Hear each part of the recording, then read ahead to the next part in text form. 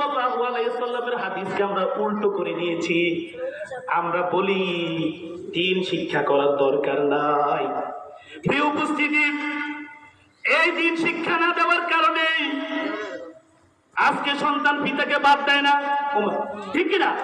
ওই যে সুন্নাহগুলো মানছে, সুন্নাহ পালন করছে, ফরজের খবর নাই।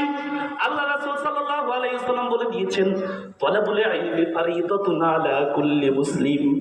দ্বীনি ইলম শিক্ষা করা প্রত্যেক মুসলমানের উপর ফরজ।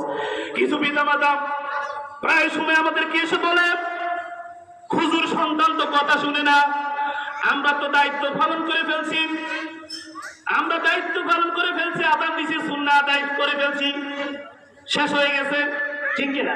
এমন না, ওই যে ফরজের খবর নেই। এজন্য প্রিয় হাজিরিন, আমার সন্তানকে যদি সুশিক্ষায় শিক্ষিত করতে